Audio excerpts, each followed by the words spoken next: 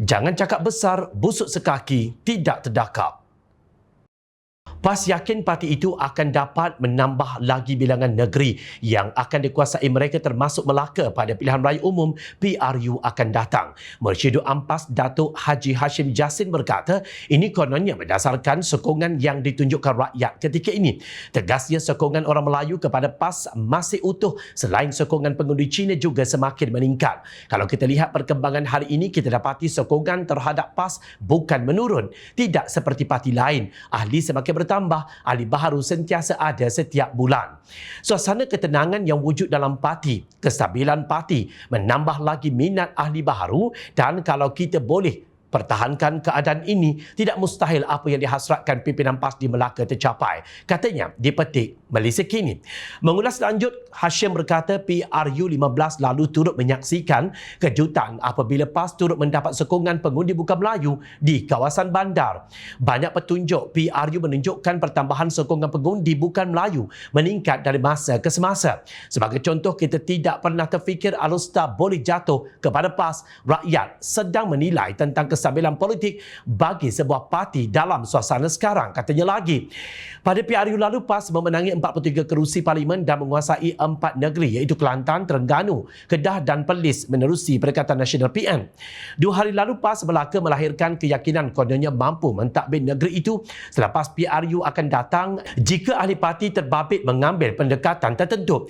Pesuruhjaya PAS Melaka Zulkifli Ismail berkata ketika ini di seluruh negeri itu terdapat seramai lebih 23,000 orang ahli yang boleh digerakkan lagi bagi menarik sokongan ramai. Beliau kemudian membandingkan jumlah ahli PAS itu dengan 6 sahabat Rasulullah sallallahu alaihi wasallam yang berdakwah di Madinah untuk mengajak mereka memeluk Islam pada zaman silam. Mengambil iktibar daripada peristiwa pada zaman Islam baru berkembang dulu, Zulkifli berkata pengislaman secara en blok 6 individu dari Madinah itu merupakan satu sejarah. Tak pernah berlaku sebelum itu ada orang masuk Islam dengan jumlah yang besar serentak. Itulah kali pertama. Jelasnya seperti dipetik Harakat Daily.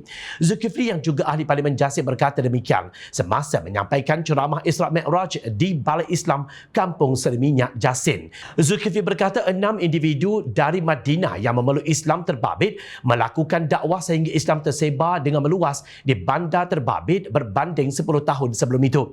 Sebabnya bila balik ke Madinah yakni Yathrib, sahabat-sahabat ini bukan berbai'ah kepada Rasulullah sahaja. Mereka berdakwah habis-habisan sehingga tidak ada rumah di Madinah yang tidak sampai seruan dakwah Islam, katanya. Menjelaskan perkara itu, Zulkifli berkata berbanding 6 orang dari Madinah yang menerima Islam itu, jumlah ahli PAS Melaka jauh lebih tinggi dan boleh digerakkan untuk parti terbabit. Ahli PAS di Melaka lebih kurang 23,000 orang. Kalau semua 23,000 orang ahli PAS buat kerja macam 6 orang sahabat ini, PRU ke-16 nanti PAS akan takbir kerajaan negeri Melaka. Katanya dengan penuh yakin. Kepada Mersyidul Ampas dan kepada Pesuruhjaya PAS Melaka, berhentilah perasan dan berhalusinasi. Siapa yang dimaksudkan Hashim dengan parti lain yang semakin hilang sokongan itu? Adakah beliau cuba menyinggung sahabat sejatinya dalam Perikatan Nasional yang dilihat semakin hari semakin sengit bahteranya, iaitu bersatu? Menjadi parti politik bukan hanya berhasrat menguasai negeri dan menambah bilangan negeri yang ditadbir, tetapi rakyat ingin melihat apakah perubahan dan kemajuan yang dibawa pemimpin negeri yang di bawah parti yang dibanggakan itu. Persoalan kini setelah lebih setahun PAS mentadbir Terengganu secara keseluruhan tanpa pembangkang. Apa kejutan luar biasa yang dibawa PAS kecuali sewaan tapak gerai yang melambung, sewaan tapak perniagaan yang hilang akal?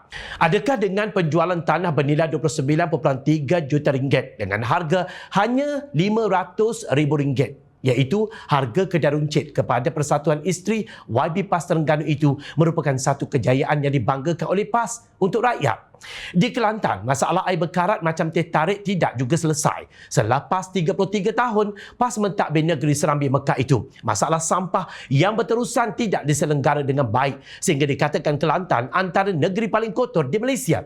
Tidak kurang pula isu tiada kerja dan kemiskinan yang tidak pernah berganjak sejak dahulu sehingga memaksa rakyatnya keluar dari negeri ulama untuk mencari makan.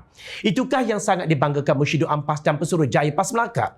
Belum lagi kita berbicara halusinasi Menteri Besar kaki sembang dan kaki gaduh di Kedah yang sentiasa menipu rakyatnya dengan pelbagai janji pelaburan dan projek. Akhirnya habuk pun tak ada, rakyatnya yang melopong. Jom channel malas nak senaraikan apa yang dibuat dan apa yang tidak dibuat PAS untuk negeri yang ditadbir mereka. 7 hari 7 malam pasti tidak akan selesai juga.